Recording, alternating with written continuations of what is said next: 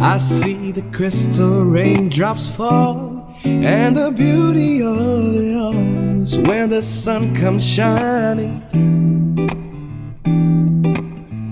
to make those rainbows in my mind. When I think of you sometimes, I want to spend some time with you.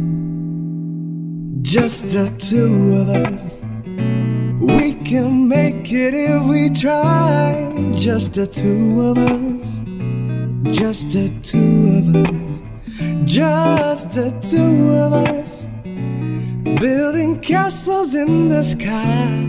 Just the two of us, you and I.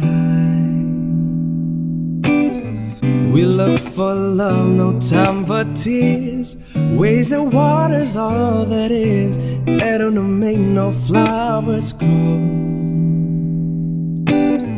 Good things might come to those who wait, not for those who wait too late. We gotta go for all we know.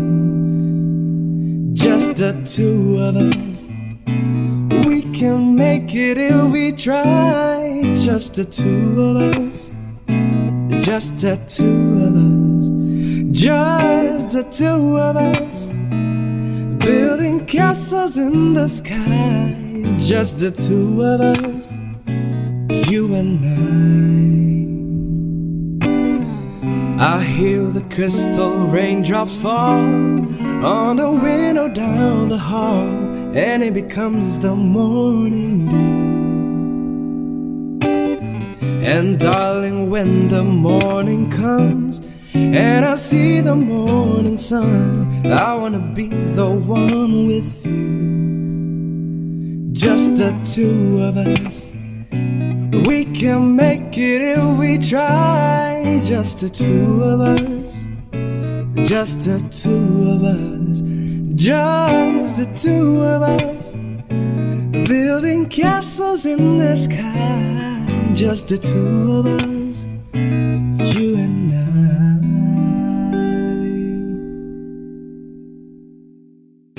Llegó la hora de conocer las informaciones más destacadas del continente americano. Acompáñennos a recorrer y analizar lo que nos une, nos preocupa y nos enorgullece como hispanoamericanos. Bienvenidos a Américas Noticia con Vladimir Kissinger. Bien, y comenzamos entonces a hacer nuestro recorrido informativo por el continente, comenzando con Argentina. Qué importante hablar de Argentina, porque hablar del juicio que se le lleva en contra a Cristina Fernández de Kirchner es hablar de un juicio que tiene también que ver con la trama de un Estado criminal que copió y que emuló lo que hemos vivido en otros países que, lamentándolo mucho, han caído bajo el yugo. Algunos le llaman comunismo, otros hablan dictadura, otros dicen tiranía. Al fin y al cabo cayeron bajo el yugo de un Estado que modificó toda su estructura para delinquir, para aprovechar aquellos que tienen el control estatal, aprovecharse los recursos públicos del país. Así ocurrió en Venezuela, así ha ocurrido en Bolivia, en Nicaragua y todos los países que conforman básicamente a lo que fue denominado el socialismo del siglo XXI. Por supuesto, esto no exonera a países como Perú, entre otros que también están, República Dominicana, México, Panamá, etcétera, que también de quienes podemos hablar de la conformación de estados criminales. Pero en el caso específico de Argentina, y me encantaría que ustedes puedan acompañarnos con sus opiniones, Cristina Fernández de Kirchner, una nefasta figura de política en Argentina, y debo decirlo de esa manera, no voy a ocultar mi animadversión en contra de Cristina Fernández de Kirchner, ha enfrentado, o lo está enfrentando en este momento la justicia, como les acabo de comentar, y hoy justamente fue presentada en el primer día de juicio oral y público. Además, recordemos que ella es investigada por el presunto fraude a la administración pública, y tenemos algunos detalles de cómo está conformado este fraude, y de alguna manera nos permite ilustrar lo que también ocurre si yo quito el nombre Cristina Fernández de Kirchner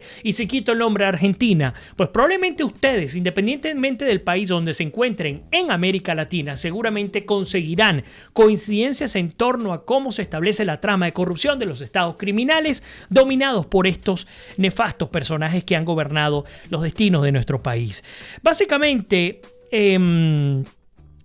Cristina Fernández de Kirchner y Néstor Kirchner, su esposo, facilitaron la concentración de obras viales a favor de un empresario llamado Lázaro Báez, empresario patagónico, vamos a hablar de él también. Fue una audiencia a la cual se esperaba que estuviese totalmente colmada por líderes y políticos.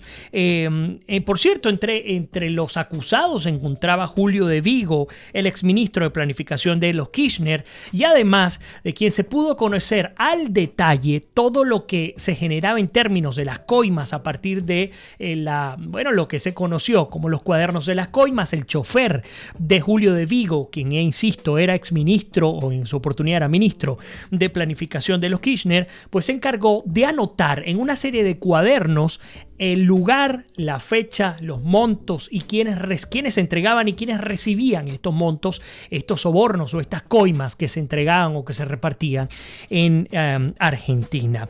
Una trama pues en la que participaron Néstor Kirchner y Cristina Fernández de Kirchner. Recordemos que ellos gobernaron a la Argentina durante 12 años. Ellos establecieron una estrategia, una trama lo suficientemente bien aceitada como para que se pudiese manejar de manera sistemática el robo a la nación sin que fuesen descubiertos mientras se mantuvieran en el poder. Por eso es que era tan importante controlar el poder que perdieron y por supuesto ahora enfrentan las consecuencias de haber perdido. Tal vez aquí se está viendo Nicolás Maduro en el espejo que está viviendo Cristina Fernández de Kirchner, pero ni hablar, porque lo que se vive en Venezuela es 50, 100, 200 veces peor a lo que se puede estar viviendo en cualquier otro de los países de América Latina.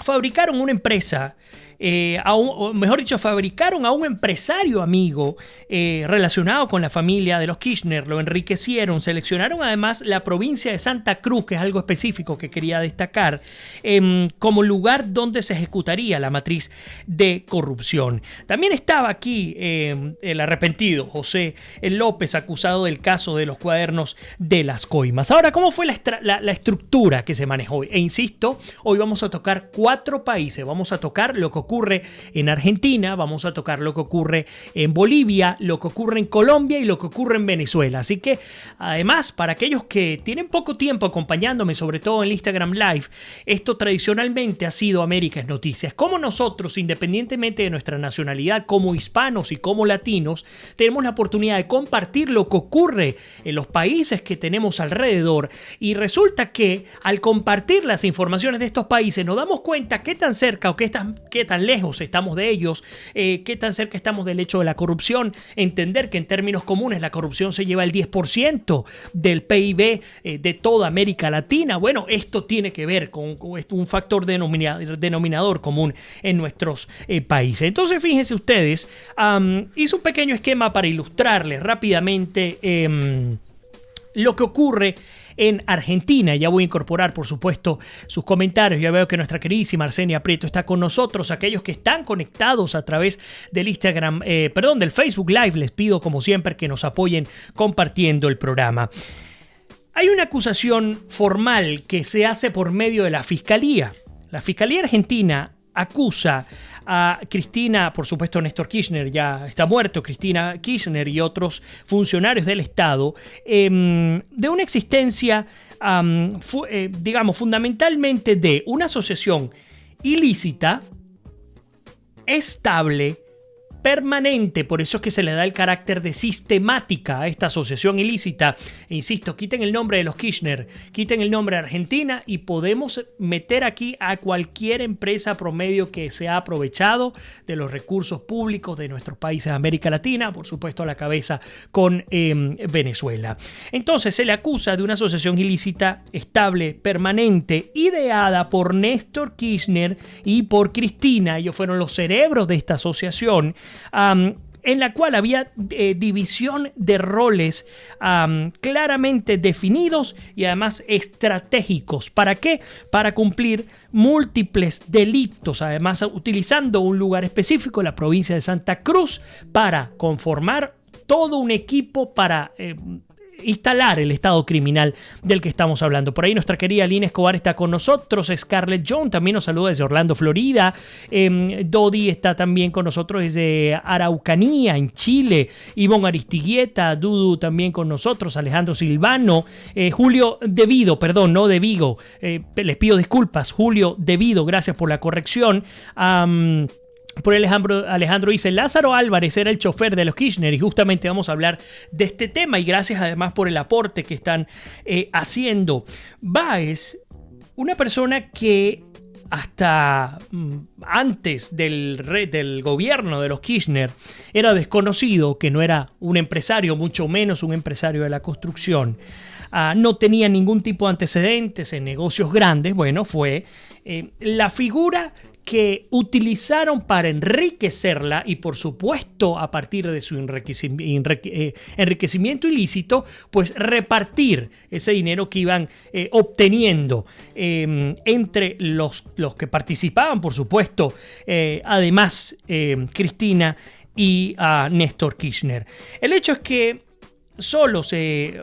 para hablar de las referencias de lo que ocurrió en términos solo de la asignación de contratos en la provincia de Santa Cruz a Lázaro Báez, solo se finalizaron 2 de las 51 obras adjudicadas al grupo Báez a tiempo y además del total de las 51 solo se llegó a finalizar, aunque a destiempo, 26. Es decir, pues prácticamente solo la mitad de los contratos que fueron firmados y a los cuales se les entregaron recursos fueron finalizados por esta trama de corrupción que se manejaba en Argentina. Por cierto, darle la bienvenida, veo que Lenín está con nosotros desde Atlanta. La semana que viene voy a estar en Atlanta visitando también a esta ciudad. Gracias a todos por estar conectados. El hecho es que el juicio oral pasa a un cuarto intermedio, así se le llama, viene un proceso judicial hasta el próximo día lunes, en el cual por supuesto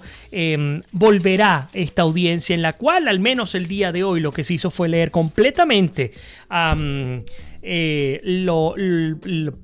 páginas, mejor dicho, leer 100 páginas de las casi 600 que componen este expediente. Recordemos que además Cristina Fernández de Kirchner se postuló de manera sorpresiva, y digo sorpresiva no porque no esperáramos que se postulara, sino que se postuló a la vicepresidencia de la República con la fórmula de la unidad ciudadana. Además, esta fórmula está liderada por el candidato Alberto Fernández, quien funcionó como ministro en la época también de los Kirchner. Parte de toda la estructura que se maneja en términos de estrategia. ¿Qué es lo que se está procurando?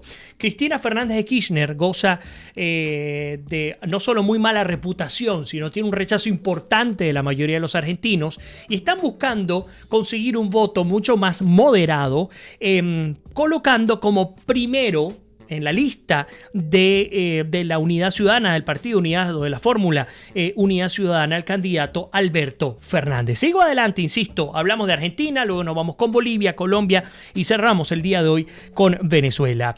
Bueno, pues como era de esperarse, aprovechando Cristina Fernández de Kirchner, que se postuló el pasado sábado 18 de mayo, pues dijo que este juicio en su contra es un acto de persecución en plena campaña, como si no hubiese sido suficiente las evidencias entregadas por la Fiscalía Argentina, en la cual se habla de todo el entramado de corrupción, en el cual la cabeza es justamente la familia Kirchner y además la figura, el testaferro, al cual enriquecieron para hacerse de todos estos recursos ilegales, fue justamente Lázaro Báez. Ahora, recordemos que este es un año electoral para América Latina en general, es un año muy importante y en Argentina pues también se vive. Este 11 de agosto se van a vivir las primarias y la primera vuelta va a llevarse a cabo el 27 de octubre.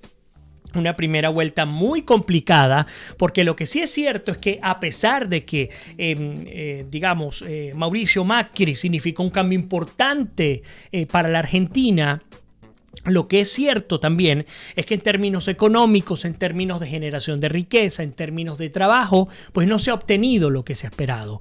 Entonces va a estar bien disputada esta elección. No creo que sinceramente pueda ganar un Alberto Fernández, además con la fórmula con Cristina Kirchner, pero sí se está hablando del alcalde de Buenos Aires, que podría ser la potencial ganadora ante digamos, estos contendores.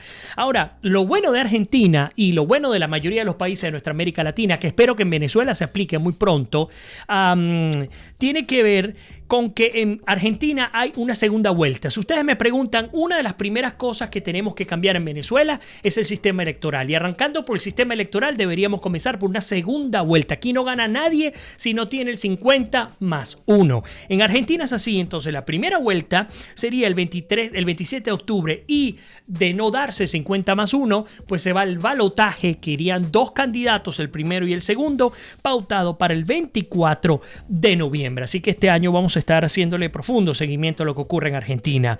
Bueno, dejamos a la Argentina, nos vamos a Bolivia. Les dije que íbamos rasante para poder incorporar todos sus comentarios. Alejandro Silvano dice: ellos esperan que Alberto Fernández la indulte a ella y a sus matones. Es una facultad que tiene el presidente, lo hizo en su momento Menem con los militares. Qué buen aporte el que nos comparte Alejandro Silvano, quien le doy muchas las gracias y además por compartir sus comentarios y también por compartir el programa. Mónica Salazar con nosotros, Charlie Stanford también, Yura Tirado, Dudu también, Wessenhoff está con nosotros. Por ahí Edgar nos dice: saludos Vladimir desde Cabudar en Venezuela, sin gasolina, colas, matraqueos de la Guardia Nacional Bolivariana. Por ahí nos dice Roselena: Cristina es tan cínica como Nicolás Maduro. Susan, dice, ya le doy la bienvenida. Además dice, sí, la Kirchner es una sinvergüenza ladrona. Cambio la imagen para poder estar con ustedes tanto en el Instagram como en el Facebook. Bueno, nos saludan desde distintas partes del mundo. Muchísimas gracias por estar conectados. Y nos dice Nancy: Cristina puede ser presidenta lanzándose de vice. No, pero lo que sí es cierto es que aunque vamos a asumir que en un escenario negado gane Alberto Fernández de la fórmula Unidad Ciudadana junto a Cristina Fernández de Kirchner, quien gobernaría por detrás de bastidores sería Cristina Fernández de Kirchner. Un poco lo que hace Diosdado Cabello con Maduro. Es un títere, es una figura que simplemente se utiliza como fachada, y detrás de ella pues hay todo un movimiento que es el que hemos, lamentándolo mucho, sufrido durante tanto tiempo. Nuestra queridísima Mónica nos saluda. Dudu dice: Vladimir, deben meter a prisión preventiva 3 años a todos los implicados por seguridad. Eso asustan y no pueden hacer nada, ningún gobierno. Bueno, vamos a esperar a ver qué es lo que va a ocurrir. Muchísimas gracias por el aporte en torno a la temática de Argentina. Vámonos a Colombia, a Bolivia. No me voy a detener para que entremos luego al caso de Venezuela. Estén muy atentos a todo lo que tenemos para el día de hoy. Bueno, resulta que hay toda una polémica en nuestro continente. Y esta polémica se debe a que Almagro, si bien aunque no respaldó la tercera postulación de Evo Morales como candidato a la presidencia de Bolivia, del Estado Plurinacional de Bolivia, tampoco la rechazó. Y por supuesto esto hizo que organizaciones como Human Rights Watch diga que este respaldo está de alguna manera violando la aplicación de la Carta Interamericana. Por esa misma carta que queremos que se aplique en Venezuela por razones muy similares. Bueno, pues resulta que Almagro pues ha salido a decir que como no tiene ningún tipo de jurisprudencia, que no tiene ningún tipo de resolución emanada ni por la OEA, ni por la ONU, ni por el Consejo Permanente, ni por la Comisión Interamericana de los Derechos Humanos, ni por la Corte Interamericana de los Derechos Humanos, entonces como no hay nada que prohíba o que esté en contra de la postulación de Evo Morales, él no puede hacer otra cosa que decir, pues, que tiene todo el derecho para postularse, de alguna manera desconociendo lo que significó aquel referéndum consultivo del 26 de febrero del 2016. Ya han pasado 3 años de aquel referéndum consultivo. Ahora, ¿qué dijo en concreto? Lo que les digo, no hay documento legal para oponerse a la repostulación de Evo Morales en Bolivia. dice que tampoco existe este fallo en la propia Corte ni en la Comisión de Derechos Humanos y tampoco en el Consejo Permanente, como les decía. Ahora recordemos, y corrijo, no fue el 26 de febrero, fue el 21 de febrero del 2016, cuando Evo Morales, creyendo algo muy parecido a lo que ocurrió con Cameron allá en Gran Bretaña con el caso del Brexit, Evo Morales creía que iba a ganar cualquier tipo de consulta en la cual se le preguntase al pueblo boliviano, que en su oportunidad pues gozaba y ahora aún hay estabilidad económica, pues él esperaba que el pueblo boliviano votara a favor de hacer una modificación en la Constitución para que él pudiese postularse en una nueva oportunidad. Ya había ocurrido la excepción, él dijo vámonos a esta vía, a la vía de este referéndum consultivo, y resulta que perdió el 21 de febrero del 2016. Este señor perdió 51,3% contra 48,7%. Es decir, la mayoría de los bolivianos dijeron no importa si hay estabilidad política o económica, o usted haya sido bueno, mediano o mal presidente, pues hay que respetar la Constitución del Estado Plurinacional de Bolivia. Eso era lo que se creía que iba a ocurrir a partir del resultado de esta elección. Por cierto, en un referéndum de este tipo en Europa, lo mínimo que hace el primer mandatario es claudicar, es renunciar, como lo hizo Cameron en su oportunidad, y le dio el paso a Theresa May porque, bueno, obviamente él quería que se mantuviera el Reino Unido con las alianzas con la Unión Europea, dentro de la Unión Europea, y bueno, el Brexit, el resultado fue todo lo contrario, y por eso es que le dio paso a Theresa May. Lo que pasa es que en nuestros países, lamentándolo mucho, el pudor de las autoridades no existe, y esa es una gran realidad. Por ahí nos dice, ya le dije, dice, eso sirve para que valoremos el proceso que se ha llevado a cabo en Venezuela. Susan dice, no entiendo qué pasa en Sudamérica con este pseudocomunismo. Se valen de cualquier vacío legal para perpetuarse en el poder. Tienen ganas de aguantar hambre. Y fíjate qué bueno tu comentario, Susan, porque estamos llegando a la idea fundamental de este programa. Es decir, no dedicarnos solamente a un programa, o mejor dicho, un país, porque de esta manera, al hablar de nuestros países, solamente de América en general, desde Canadá hasta la Patagonia, tenemos la oportunidad de compararnos y de ver las buenas y malas prácticas. Esto lo hemos manejado durante 4 años, lo que pasa es que en estos últimos 3 meses hemos estado dedicados solamente al tema venezolano, pero si algo hemos intentado desde este espacio es justamente hablar de todo el continente. Mi querida Miroslava se dice que en Bolivia la oposición está fragmentada y eso le da aún más oportunidad a Evo para un posible resultado a su favor. Susan dice, aquí a Cameron se le puso difícil más después del referéndum del Brexit, tanto que él mismo se fue. Bueno, parte de lo que les venía comentando. Ahora, luego de de haber perdido este referéndum, este plebiscito, no renuncia Evo Morales, y no solamente que no renuncia, sino que se va al Tribunal Constitucional es larguísimo el nombre, Tribunal Plurinacional de Bolivia, en su sala constitucional, quien dijo, pues obviamente se fueron por los caminos verdes, como lo hizo Chávez en su oportunidad, vía tribunal también y consulta con la Asamblea Nacional para modificar la Constitución y generar el referéndum, mejor dicho, en la reelección indefinida. Pues en el caso de Evo Morales, el Tribunal Constitucional dijo que, a pesar de la decisión del propio pueblo boliviano, dijo que Morales podría aspirar a la reelección indefinida, y escuchen por qué. La razón por la cual Evo Morales, según el Tribunal Constitucional de Bolivia, en esa oportunidad, podía postularse a una reelección indefinida. Porque resulta que, a juicio de este tribunal, el derecho que tiene un ciudadano, sea cual sea el ciudadano, a ser sometido al escrutinio público para que el pueblo decida si quiere o no que ese ciudadano vote, es un derecho humano. O sea que, por encima de la decisión del pueblo de no permitir que se postulara por encima de la propia Constitución. Vino el Tribunal Constitucional de Bolivia y le dio carta abierta a Evo Morales, porque obviamente no lo dio a todo el mundo. Estas estrategias ocurren cuando los tiranos, los totalitarios están gobernando. Ni de broma lo hacen cuando están como oposición. Ojalá que lo hicieran. Por supuesto, ustedes saben cuál es la respuesta. Entonces, el Tribunal Constitucional dice que a favor de los derechos humanos de Evo Morales, pues entonces hay que respetarle su postulación y permitir que llegue a un cuarto mandato. Recordemos que Evo Morales ya tiene 13 años en el poder. Daniel Ortega tiene 2 en el poder. El chavismo en Venezuela tiene 20 en el poder.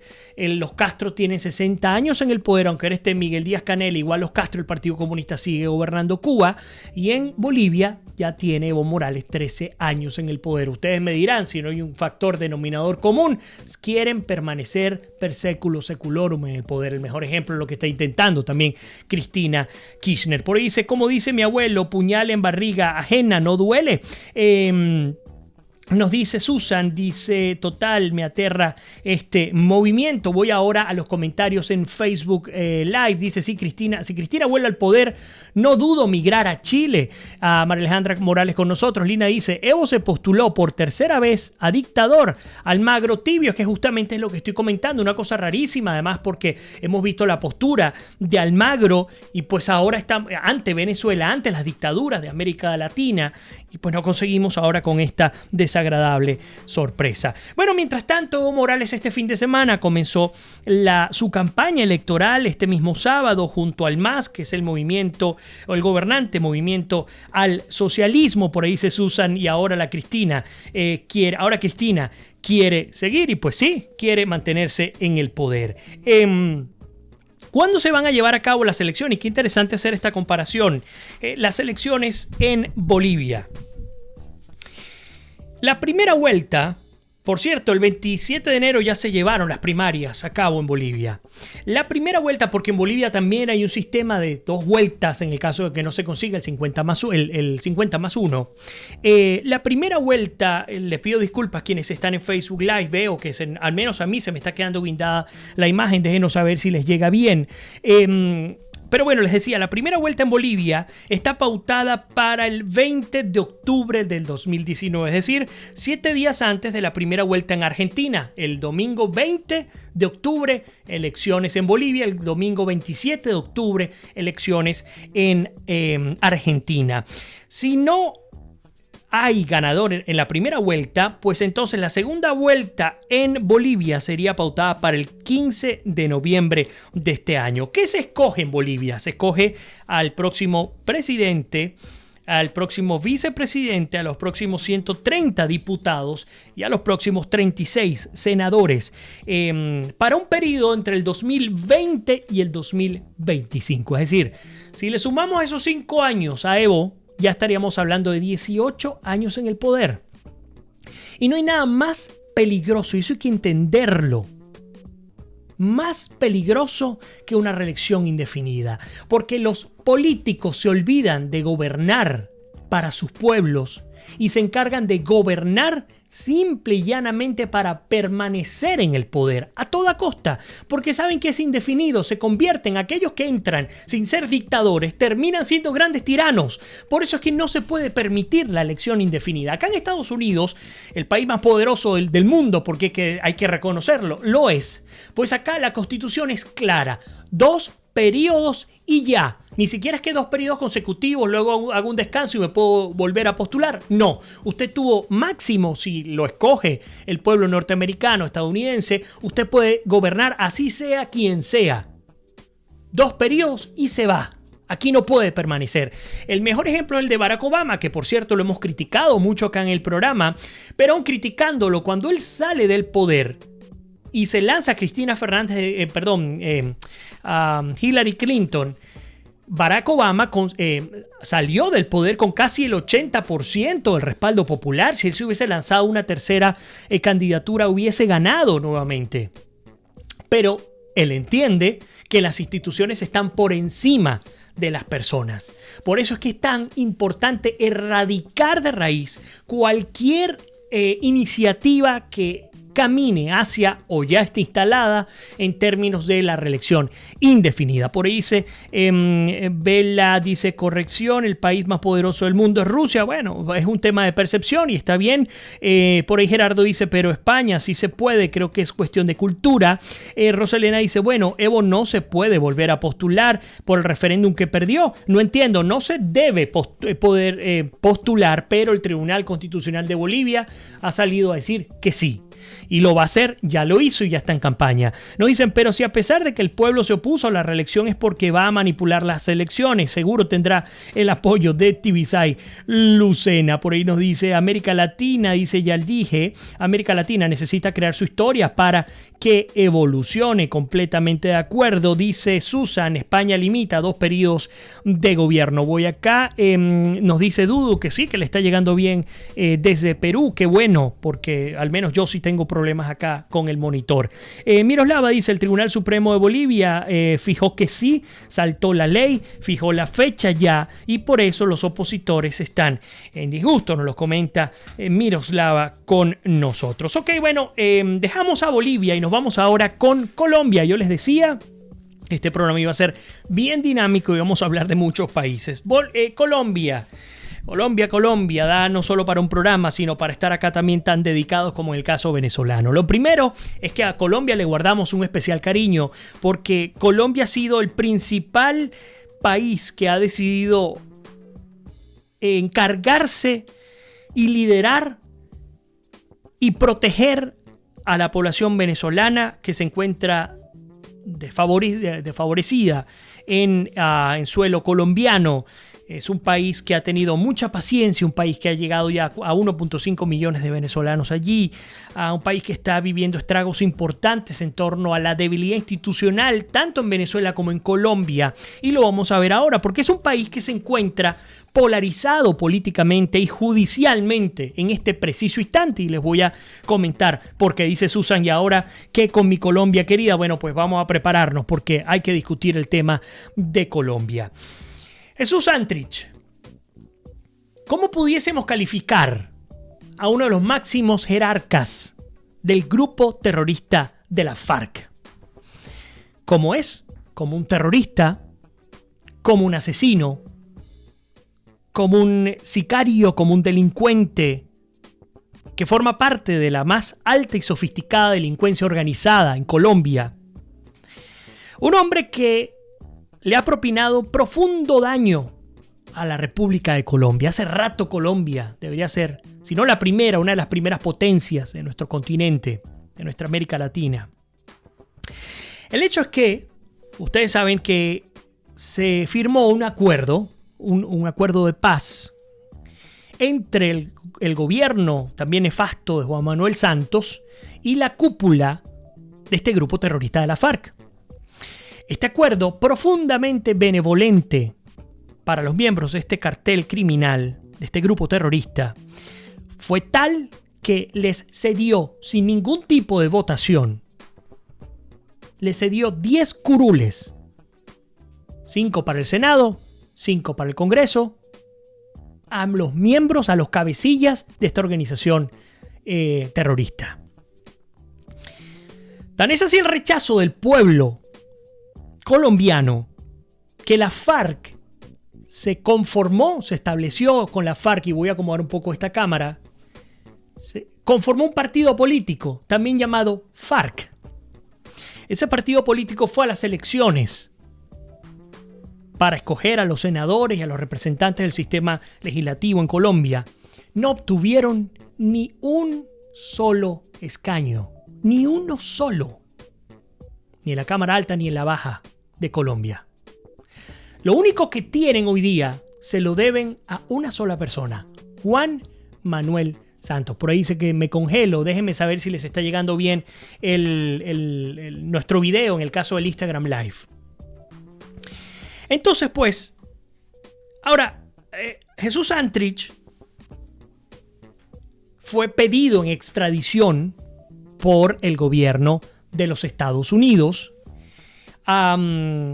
¿Por qué? Porque, bueno, entre junio del 2017 y abril del 2018 habría pactado o habría participado con un grupo de narcotraficante para la comercialización de al menos 10 toneladas de cocaína hacia los Estados Unidos. Pero ¿qué ocurre? Uno de los grandes peligros que tenemos en torno a los acuerdos de paz, y esta es una llamada para Venezuela también, es la siguiente. Se llegó a un acuerdo negociado con la FARC. Y en ese acuerdo negociado se creó una jurisdicción especial para la paz, o las famosas JEP. Esta jurisdicción especial para la paz se ha convertido, y les pregunto a ustedes si están de acuerdo o no conmigo, en una especie de justicia paralela en Colombia, lo que ha debilitado al sistema judicial tradicional en Colombia. Por cierto, una modificación que pedía el presidente Iván Duque y que hasta el momento no se ha dado, que probablemente sea el momento preciso para darla, no lo sé, porque hay una altísima polarización la que se vive. Entonces, por supuesto, a nuestro juicio, esta jurisdicción especial para la paz ha debilitado el Estado de Derecho. ¿Por qué? Porque se supone que aquellos desmovilizados de la FARC, incluyendo los cabecillas, deben pasar por esta justicia especial con unos tribunales especiales en los cuales hay reducción de pena, sustitutivas, etc. Pero, según lo que dice el acuerdo firmado y suscrito por Juan Manuel Santos, esto aplica para aquellos delitos cometidos antes y hasta el momento de la firma. Pero este señor, Jesús Santrich, pues al menos con las evidencias audiovisuales facilitadas por la DEA, pues habría participado, y ya vamos a hablar de detalles concretos en el intento para traficar 10 toneladas de cocaína a los Estados Unidos. ¿Qué ha ocurrido? La JEP, la Jurisdicción Especial de Paz, se le ocurrió la genial idea de, número 1, prohibir la extradición de Jesús Santrich. Número 2, ordenar su liberación inmediata, porque no hay pruebas suficientes para poderlo enjuiciar, supuestamente. Ya vamos a hablar de las pruebas. Esto, por supuesto, hizo que un hombre honorable como el fiscal Humberto, ya exfiscal Humberto Martínez, renunciara luego de que la JEP prohibiera, lo que les comento, la extradición y ordenara su libertad. Renuncia el fiscal Humberto Martínez y se abre un debate legal y político que polariza, pues sin duda alguna, a la población colombiana. Aquellos que están de acuerdo con la extradición y con el juicio en contra de Santrich, aquellos que no, que dicen no, definitivamente no debemos llegar hasta esos niveles. Pero afortunadamente fue recapturado por cargos de narcotráfico y concierto para delinquir, por cierto, recapturado por el fiscal suplente, el fiscal que se mantiene en el cargo hasta que se elija un nuevo fiscal general de Colombia. Ahora está siendo enjuiciado por los tribunales ordinarios de Colombia y además recordemos que, entre otras cosas, el viernes pasado el propio Santrich intentó quitarse la vida en la cárcel de La Picota, en Colombia. Ahora, para los que no conocen, ¿de qué trata este video? El año pasado, y nosotros lo analizamos acá, la DEA publicó material y, según entiendo, esta semana ha ampliado la publicación. Escuchen esto, cómo se maneja la delincuencia en un estado criminal. Estoy hablando de Colombia, pero en Venezuela aplica también. Aparecía Santrich, aparecían 2 o 3 personas más. Entre ellas voy a destacar una de ellas al final. Y aparecían 2 mexicanos, perdón, eran 4 en total. Estaba Jesús Santrich. Y para los que no saben, de pronto no están enterados quién es Jesús Santrich, pertenecía a la dirección de la FARC en Colombia. Había 2 mexicanos que supuestamente eran narcotraficantes, pero resulta que eran informantes infiltrados de la DEA, que ellos lo saben hacer muy bien. Si no, vayan y pregúntenle a los narcosobrinos cómo cayeron con la DEA. Y estaba un señor que se llama Marlon Marín. A ver, ¿quién se acuerda? ¿Quién sabe quién es Marlon Marín? ¿Y qué importancia tiene Marlon Marín para darle credibilidad a la acusación de Estados Unidos y la solicitud de extradición a este capo narcotraficante y terrorista Jesús Santrich? Ya les voy a dejar que lo contesten. Mientras tanto voy a incorporar sus comentarios a través de Américas Noticia. A ver, nos dice Susan. De acuerdo con el mismo acuerdo, este señor debe ser extraditado.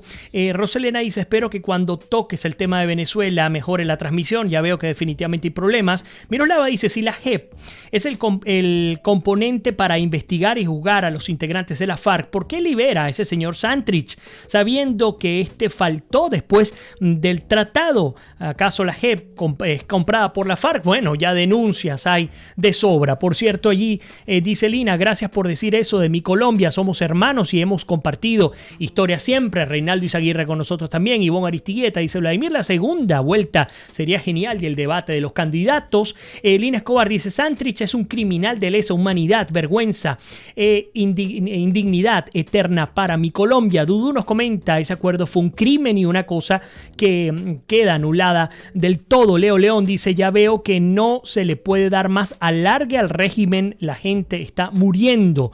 Hermano, también Guaidó ya debe nombrar a su alto mando militar ya. Lina Escobar nos dice, la jurisdicción especial de paz es un engaño para maquillar el despropósito de un acuerdo de paz indigno de impunidad que propicia el objetivo de la FARC, legalizar su poder y su negocio con el narcotráfico.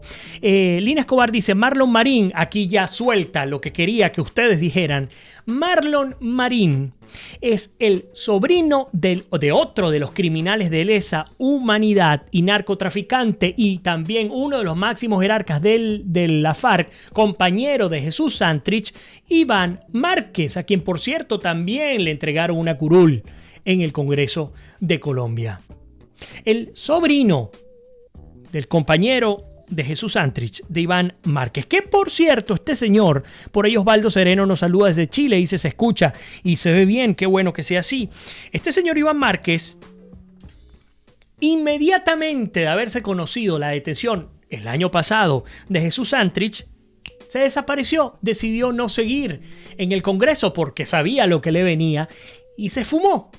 El tipo se fue, algunos dicen que se fue al norte, otros dicen que se fue al sur, seguramente Lina nos podrá precisar con un poco más de detalles. Pero lo que sí es cierto es que el haberse fumado no implica que no está activo, tanto así que ya los medios internacionales retratan lo que ha significado las declaraciones de este otro nefasto personaje del terrorismo en Colombia. Pero ya voy para allá. Marlon Marín, sobrino de Iván Márquez, que se ve en el video con Jesús Santrich, y aquí voy a la justificación de los Estados Unidos. Ustedes saben dónde se encuentra Marlon Marín. Marlon Marín procuró salvar la vida y convertirse en un informante, que eso está muy de moda para el chavismo en Venezuela. ¿Qué hizo? Se montó en un avión y se vino derechito a los Estados Unidos. Hoy día, judicializado por este país, y sirve como informante para conseguir atenuantes de una pena que podría llegar a ser cadena perpetua. El propio sobrino de Iván Márquez, ahora entendemos por qué Iván Márquez se fue del Congreso. ¿Por qué se desapareció? Porque su propio sobrino, en asociación ilícita junto al otro terrorista Jesús Santrich, intentaron, si es que no lo hicieron por completo, eso no lo sé, ingresar 10 toneladas de cocaína a Estados Unidos. Después del acuerdo de paz. Ustedes saben cuál es el problema, y lo comentaba con Lina, creo que el día de ayer, Lina Escobar, gran colombiana que hemos tenido acá en el programa. El problema de este tipo de acuerdo de paz es el siguiente, es un problema de fondo y de origen. Si se tratase en efecto de una organización que tiene fines ideológicos, pero que respeta los derechos humanos y que está luchando de manera genuina por el mejoramiento de la calidad de vida del colombiano, por decir algo, un acuerdo de paz podría ser viable. Pero cuando tu organización, o mejor dicho, tú negocias con una organización que es criminal, que es narcotraficante, que es terrorista, que se ha encargado de violar, de asesinar niños, de adoctrinar niños, de hacer todo lo que ustedes conocen que han hecho, pues tú no puedes pensar que ellos van a actuar de la manera correcta y que ellos van a plegarse a un acuerdo que no tuvo nunca sentido y que nunca se aplicó en términos prácticos, y vamos a hablar de eso en unos minutos. Por ahí dice Miroslava, de hecho, Marlon Marín le lanzó fuertes acusaciones a su tío diciendo que Santrich liderizó la entrega de droga, entregó las pruebas a Estados Unidos y a los fiscales. Osvaldo Sereno dice, ¿cómo Guaidó va a nombrar al alto mando militar? ¿Hacerá que vayan presos y torturados o asesinados? Lina dice, Iván Márquez se refugió en el Catatumbo junto con el Paisa. Leo León dice, sí lo puede hacer. ¿Cuántos militares tiene Guaidó a su lado? Ya vamos a entrar a Venezuela, no me la digamos, coleen, porque vamos a entrarle al tema venezolano. El hecho es que hablar de las verdades, del verdadero acuerdo de paz, es hablar de las declaraciones más recientes de Iván Márquez. ¿Qué ha dicho Iván Márquez? Ha dicho que, por cierto, quien dejó su curul, y ustedes lo conocen, y desapareció en agosto del 2018, ahora está en el Catatumbo, según nos reporta Lina Escobar, dijo que fue un error haber entregado las armas. Esto es una declaración de guerra, además porque sabemos que ellos no entregaron las armas, aunque hubo supuestamente una certificación por parte de la ONU, se hablaba de supuestos grupos disidentes de la FARC. Grupos disidentes nada, son grupos, una rama política, una rama civilista y una rama paramilitar, una rama guerrillera, una rama terrorista que nunca cesó en sus funciones, y esa es la realidad. Así que esto, a nuestro juicio, es una declaración de guerra en contra del Estado dirigido por Iván Duque. Dijo que los combatientes habían sido ingenuos, imagínense ustedes, la FARC, ingenuos, y como les digo, definitivamente pareciera una declaración de guerra. Mientras tanto, y ya comenzando a entrar al tema venezolano, el más reciente reporte de Colombia habla de la entrega de alimentos, adoctrinamiento y armas militares. De hecho, habla de evidencias de la alianza entre el ELN, que es otra agrupación terrorista colombiana, no sé si decir ya, y no debería hacerlo, pero Colombo, venezolana, porque más de la mitad de los terroristas del ELN están instalados en Venezuela, pues hay toda una evidencia de la alianza entre ellos. Por ejemplo, se ha registrado que el régimen de Maduro ha entregado al menos 200.000 armas de guerra pertenecientes a la Fuerza Armada Nacional Bolivariana. Las han puesto en manos del ELN y de otros grupos irregulares colombianos, ya lo sabíamos. Más de 1.000 guerrilleros en Venezuela, incluida su directiva, controlan la entrega de los CLAP, adoctrinan a los colegios, están en 7 estados que se encuentran afectados en el país, entre ellos el estado Bolívar, y amenazan a la oposición y aquellos que se han atrevido a denunciar el atropello y la persecución por parte de estos grupos irregulares. Voy rápidamente. Lina Escobar dice, el cinismo de los cinismos es que Santrich dice que Marlon Marín es un bandido. Osvaldo Montoya dice, deben ubicarse, por Dios, tienen secuestrado al vicepresidente de la Asamblea Nacional y tantos presos y exiliados. Diputados hay. Juan Saldarriaga con nosotros. Un abrazo, Juan, bienvenido a tu casa. Lástima que estamos cerrando el tema de Colombia. Mónica nos dice, no, lo de la JEP es vergonzoso. Santos es un traidor, es repudiable. Y bueno, caemos a Venezuela. Los minutos que nos quedan, dedicárselos a Venezuela. Por ahí nos pregunta Vane, ¿saldremos de esta desgracia? Sí, la respuesta es sí, pero hay unas implicaciones muy importantes. Yo les decía, el día de ayer fue determinante la reunión en el Departamento de Estado en la que participó, entre otros, Carlos Vecchio y Gustavo Tarre Briceño. Estuvo Elliot Abrams, que es el enviado especial para Venezuela, pues por supuesto para el presidente Donald Trump.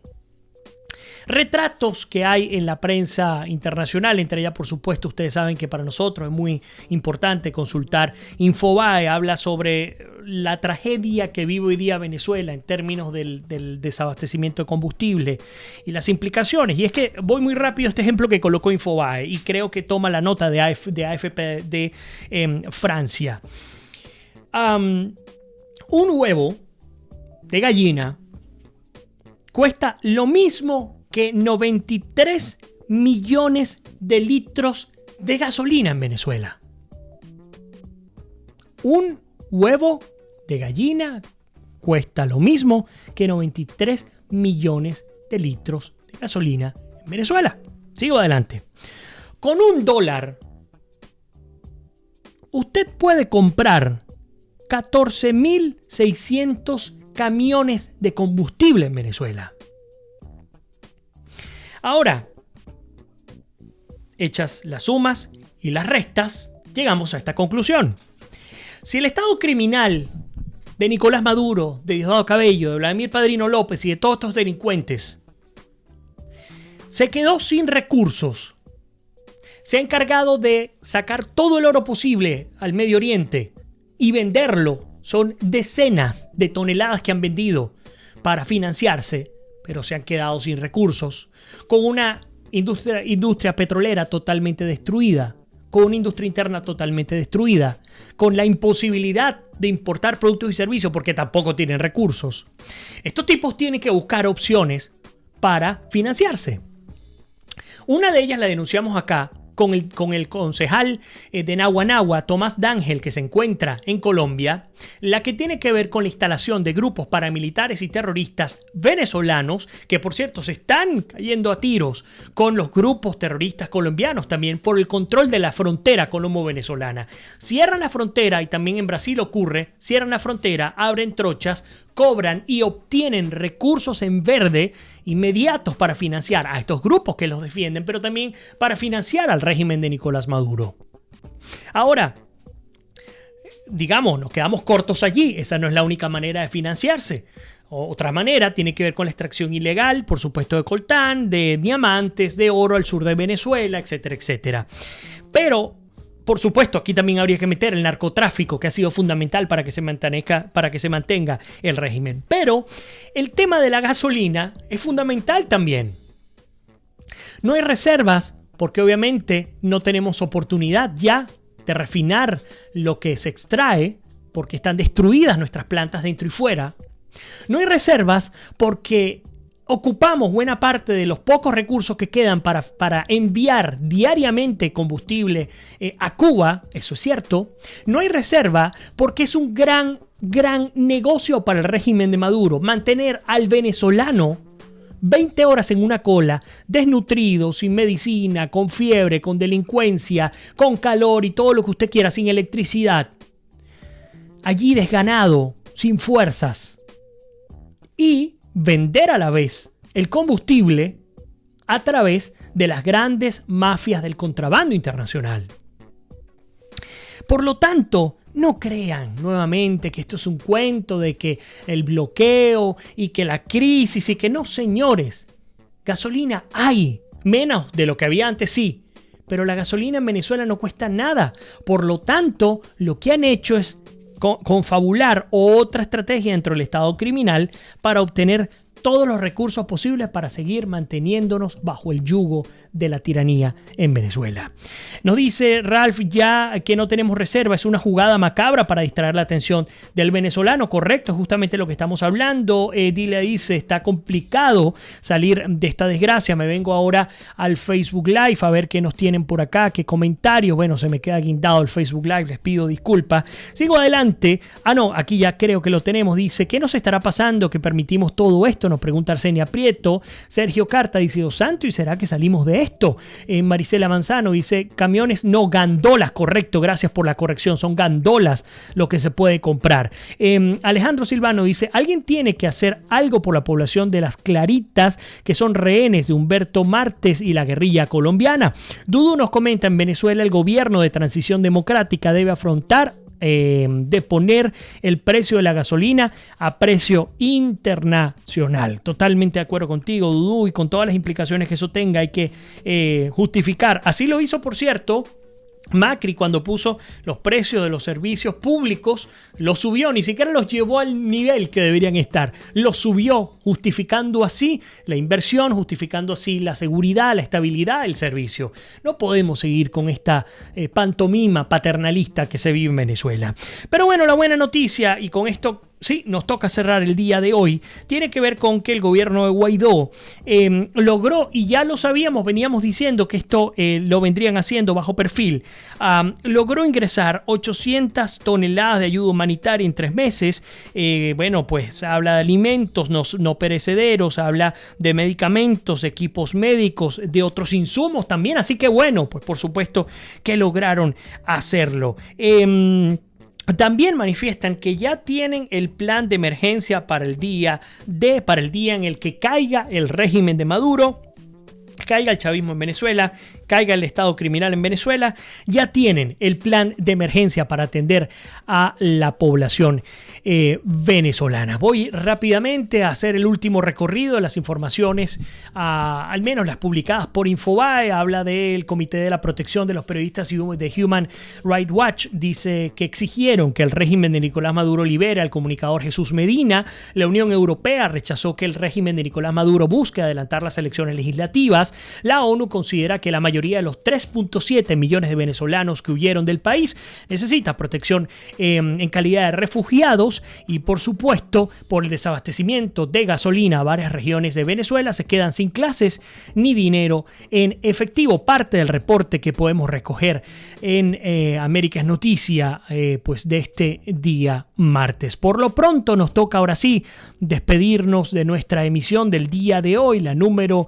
834. Muy rápido pues cómo se ha ido el tiempo. A ustedes darles las gracias por acompañarnos el día de hoy, por compartir el programa, aquellos que están en el Facebook Live y que aún no lo han compartido, están a tiempo, porque en nuestro caso queda grabado el material de manera indefinida. Ustedes que están allí en el Instagram Live también, muchísimas gracias por acompañarnos el día de hoy. Les espero el día de mañana como siempre, y como les digo, pues que Dios me los bendiga, se les quiere, se me cuidan y nos despedimos. Será hasta mañana.